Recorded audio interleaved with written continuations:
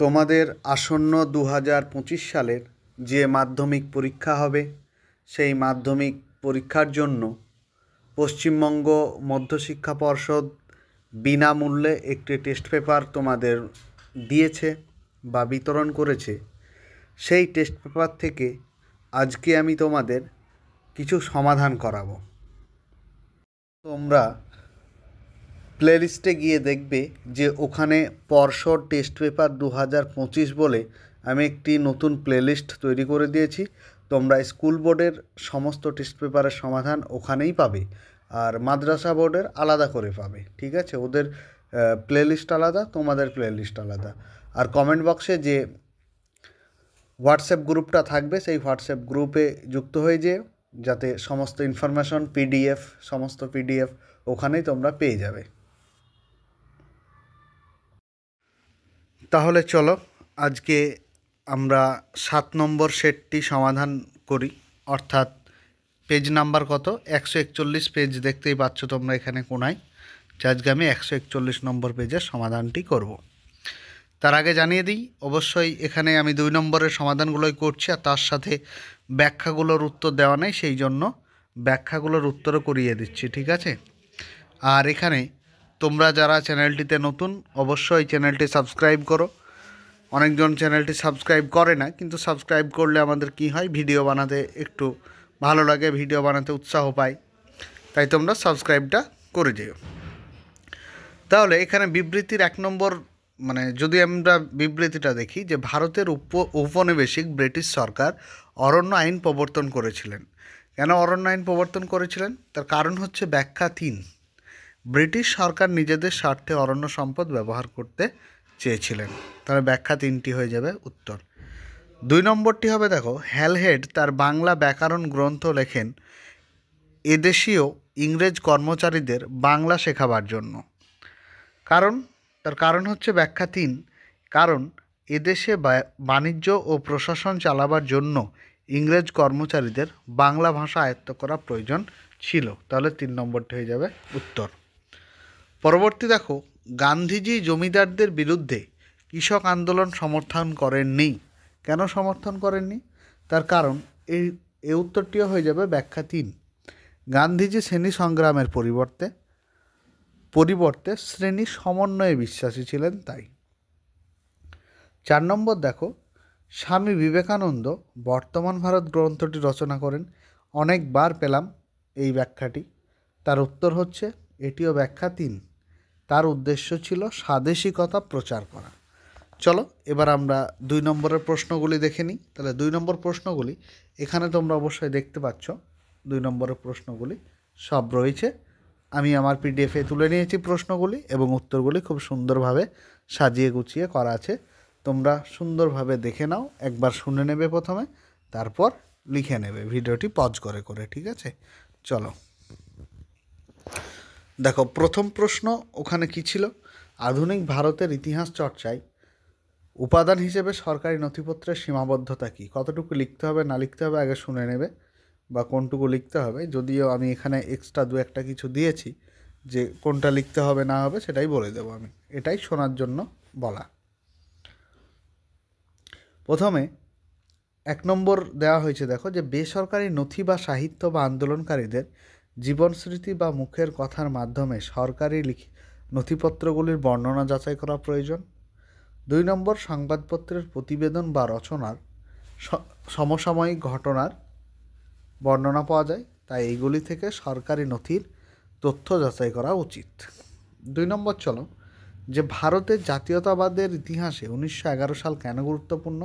আমরা যারা টেক্সট বইটা খুঁটিয়ে পড়েছি তারা আমরা সবাই জানি 1911 সালে রাজধানী আমাদের কলকাতা থেকে দিল্লি চলে যায়, আর জাতীয় গর্বের প্রতীক এবং ঔপনিবেশিক বিরোধী মনোভাবকে উস্কে দেওয়া হয়।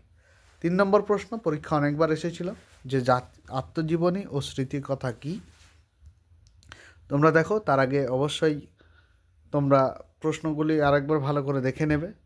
নিজের জীবন ও সেই সংক্রান্ত ঘটনাগুলো যখন কোনো ব্যক্তি নিজে লিপিবদ্ধ করেন তখন তাকে বলা হয় আত্মজীবনী, আর যখন কোনো ব্যক্তির ঘটে যাওয়া বিভিন্ন ঘটনা দীর্ঘদিন পর স্মৃতি থেকে মনে করে লিপিবদ্ধ করেন তখন তা হয়ে ওঠে স্মৃতিকথা। ঠিক আছে? আর একটা জিনিস খেয়াল রাখবে যে সব আত্মজীবনী স্মৃতিকথা, কিন্তু সব স্মৃতিকথা আত্মজীবনী নয়। লাইনটা খুব গুরুত্বপূর্ণ লাইন, পারলে পরীক্ষার খাতায় দিয়ে দিও, নাম্বারটা 2-2 দেওয়ার সম্ভাবনাই বেশি। 4 নম্বর প্রশ্ন দেখো যে কাদম্বিনী গঙ্গোপাধ্যায় কেন স্মরণীয়? তার কারণ হচ্ছে কাদম্বিনী গঙ্গোপাধ্যায় স্মরণীয় ছিলেন, তিনি ব্রিটিশ ভারতের প্রথম 2 নারী চিকিৎসকের মধ্যে একজন এবং কলকাতা মেডিকেল কলেজ থেকে স্নাতক ডিগ্রি অর্জনকারী প্রথম মহিলা। তার এই অর্জন ভারতীয় নারীদের শিক্ষা ও কর্মক্ষেত্রে অগ্রগতির পথে পথিকৃৎ হিসেবে বিবেচিত। ভীষণ ইম্পর্টেন্ট প্রশ্ন, অনেকবার এসছে পরীক্ষায় মাধ্যমিকে। 16টি প্রশ্ন থাকে, তোমাদের 11টি লিখতে হয়। সেই 11টি প্রশ্ন তোমরা আশা করি এই টেস্ট পেপার থেকে কমন পেয়ে যাবে। তোমরা ধীরে ধীরে শুনে নিয়ে লিখে নেবে। আর ভিডিওটি কেমন লাগলো অবশ্যই জানাবে এবং বন্ধুদের সাথে বেশি বেশি শেয়ার করবে। 5 নম্বর প্রশ্ন দেখো, সন্ন্যাসী ফকির বিদ্রোহ ব্যর্থ হলো কেন? সন্ন্যাসী ফকির বিদ্রোহ ব্যর্থ হওয়ার কারণ হলো যে সুনিয়োজিত নেতৃত্বের অভাব। তাহলে প্রথমত নেতৃত্বের অভাব, শুধু এইটুকু দিলেও হবে, আমি একটু বড় করে দিয়েছি যাতে বুঝতে সুবিধা হয় তোমাদের। বিদ্রোহীদের মধ্যে একটি সুসংগঠিত নেতৃত্ব এবং পরিষ্কার পরিকল্পনার অভাব ছিল। 2 নম্বর, ব্রিটিশ শক্তির আধিপত্য, ব্রিটিশদের উন্নত অস্ত্রশস্ত্র ও সংগঠিত সামরিক বাহিনীর সামনে বিদ্রোহীরা টিকতে পারেনি। এই 2 প্রধান কারণ ছিল মেন। 6 নম্বর যদি বলো যে দক্ষিণ পশ্চিম সীমান্ত এজেন্সি কেন গঠিত হয়েছিল? অনেকবার প্রশ্নটি পেয়েছি, তোমরা দেখে নাও যে কোল বিদ্রোহের ফলে ব্রিটিশ সরকার কোলদের জন্য দক্ষিণ পশ্চিম সীমান্ত এজেন্সি নামে পৃথক অঞ্চল গঠন করে এবং ওই অঞ্চলে কোলদের প্রচলিত প্রথা চালু করেছিল। 7 নম্বর, নীল বিদ্রোহে খ্রিস্টান মিশনারিদের ভূমিকা কীরূপ ছিল? একটি সবথেকে ভয়ঙ্কর প্রশ্ন 2 নম্বরে মনে হয় এই প্রশ্নটি আছে এবং ইম্পর্টেন্ট প্রশ্ন, ভীষণ ভীষণ। খ্রিস্টান মিশনারিদের নীল বিদ্রোহ সমর্থনে গুরুত্বপূর্ণ ভূমিকা ছিল। খ্রিস্টান মিশনারিরা এই বিদ্রোহেই প্রথম বিদ্রোহীদের পাশে দাঁড়িয়েছিলেন। এদের মধ্যে উল্লেখযোগ্য ছিলেন ইংল্যান্ডের চার্চ মিশনারি সোসাইটির 3 জন, জার্মান মিশনারির বোম্বাইটস, ফ্রেডরিক সুর, জে.জি. লিঙ্কে। সর্বোপরি জেমস লংয়ের ভূমিকা এখানে একটু বেশি গুরুত্বপূর্ণ ছিল। পরবর্তী প্রশ্ন 8 নম্বর, ল্যান্ড হোল্ডার সোসাইটির উদ্দেশ্য কী ছিল? এটি বাংলায় 1838 সালে দ্বারকানাথ ঠাকুর দ্বারা প্রতিষ্ঠিত হয়েছিল। এই সোসাইটির উদ্দেশ্য ছিল জমিদারদের স্বার্থ রক্ষা এবং জমির মালিকদের সমস্যা উত্থাপনের জন্য একটি মাত্র আইনি যন্ত্রপাতি। 9 নম্বর, মহারানীর ঘোষণাপত্রের প্রকৃত উদ্দেশ্য কী ছিল? এদের প্রকৃত উদ্দেশ্য কী ছিল না,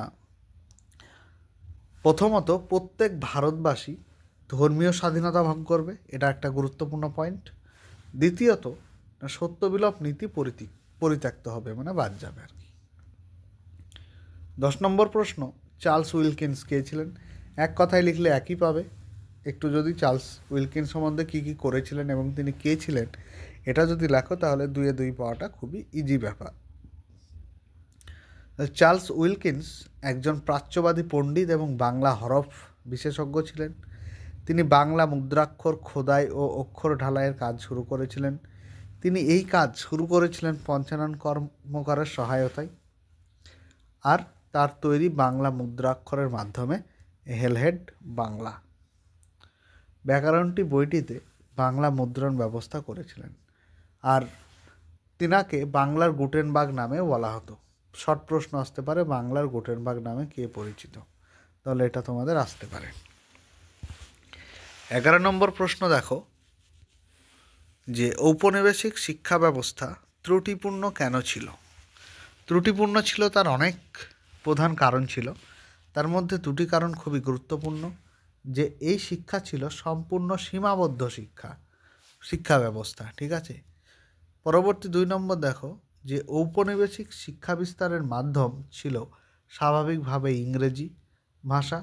মাতৃভাষা শিক্ষায় না থাকায় দেশের অংশের এই শিক্ষা থেকে, মানে শিক্ষা লাভ থেকে বঞ্চিত হয়েছিল। মানে আমাদের মাতৃভাষা মাতৃভাষায় শিক্ষা না থাকায়, আমাদের ভারতেই মাতৃভাষা শিক্ষাটা না থাকায় শিক্ষালাভ থেকে অনেকেই বঞ্চিত হচ্ছিল।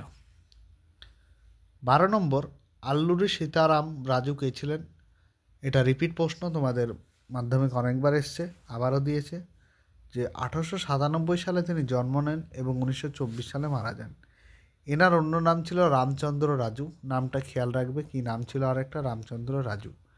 তিনি একজন ভারতীয় বিপ্লবী যিনি ভারতের স্বাধীনতা সংগ্রামের সাথে যুক্ত ছিলেন। তিনি মান্যম বিরুদ উপাধি পান, যার অর্থ অরণ্যের বীর। 1922-24 সালে রুম্পা উপজাতিদের বিদ্রোহে তিনি ইংরেজদের বিরুদ্ধে নেতৃত্ব দেন। 13 নম্বর, 1905 সালে 16ই অক্টোবর বাংলার নারী সমাজ কেন অরন্ধন পালন করেছিল? ভীষণ ইম্পর্ট্যান্ট একটি প্রশ্ন, স্টার চিহ্ন দিয়ে রাখবে, বারবার পড়ে নিও। 1905 সালের 16ই অক্টোবর বাংলার নারী সমাজ অরন্ধন পালন করে। তার কারণ ছিল এটা বঙ্গভঙ্গের বিরুদ্ধে প্রতিবাদ, আর এই দিনে নারীরা অরন্ধন করে তাদের ক্ষোভ ও প্রকাশ করেন এবং প্রতিবাদও করেন। 14 নম্বর, দীপালি সংঘ কেন প্রতিষ্ঠিত? এই প্রশ্নটা তো এত ইম্পর্ট্যান্ট, বলার কিছু নেই। তার কারণটা হচ্ছে যে দীপালি সংঘের উদ্দেশ্য ছিল বা কারণ ছিল দেশের নারী সমাজকে মুক্তিযুদ্ধের জন্য উৎসাহিত করা, দেশের নারী সমাজকে উপযুক্ত করে গড়ে তোলা। তাই লীলা নাগ 1923 সালে ঢাকা শহরে দীপালি সংঘ প্রতিষ্ঠা করেন। 15 নম্বর, ননিবালা দেবী স্মরণীয় কেন? ননিবালা দেবী স্মরণীয় তার কারণ হচ্ছে যে বঙ্গভঙ্গ বিরোধী আন্দোলনকালে তিনি বিপ্লবীদের আশ্রয় দান ও গোপনে অস্ত্র সরবরাহ করতেন, এই জন্য। আর দ্বিতীয় কথা হচ্ছে জেলে থাকাকালীন অকথ্য অত্যাচার সত্ত্বেও তিনি বিপ্লবীদের কোনো গোপন তথ্য প্রকাশ করেননি, এটাই হচ্ছে একটা গুরুত্বপূর্ণ পয়েন্ট। দ্বিতীয় পয়েন্ট হচ্ছে 16 নম্বর, যে 1947 সালে সর্দার বল্লভভাই প্যাটেল ভারতের দেশীয় রাজ্যগুলির স্বাধীনতাকে অগ্রাহ্য করেছিল কেন? তার কারণ হচ্ছে 1947 সালে সর্দার বল্লভভাই প্যাটেল দেশীয় রাজ্যগুলির স্বাধীনতাকে অগ্রাহ্য করেছিল। কারণটা কি না, তিনি ভারতের রাজনৈতিক ও ভৌগোলিক অখণ্ডতা নিশ্চিত করতে চেয়েছিলেন। স্বাধীন দেশীয় রাজ্যগুলি ভারতের ঐক্য এবং নিরাপত্তার জন্য হুমকি হয়ে উঠতে পারত। তিনি দেশীয় রাজ্যগুলিকে ভারতের সাথে একীভূত করার জন্য কূটনৈতিক ও সামরিক উপায় ব্যবহার করেছিলেন। আমরা অবশ্যই আবার সেট নম্বর 8 নিয়ে আসবো। তার আগে তোমরা অবশ্যই ভিডিওটি কেমন লাগলো কমেন্ট বক্সে জানিও, এবং কোনো টপিকের ভিডিও লাগলে জানিও। আর চ্যানেলটি বেশি বেশি বন্ধুদের মাঝে ছড়িয়ে দিও। আর সামনের দিন থেকে আমি অবশ্যই মাদ্রাসা বোর্ডের টেস্ট পেপার নিয়ে হাজির হব, তোমরা চ্যানেলটি ফলো করো।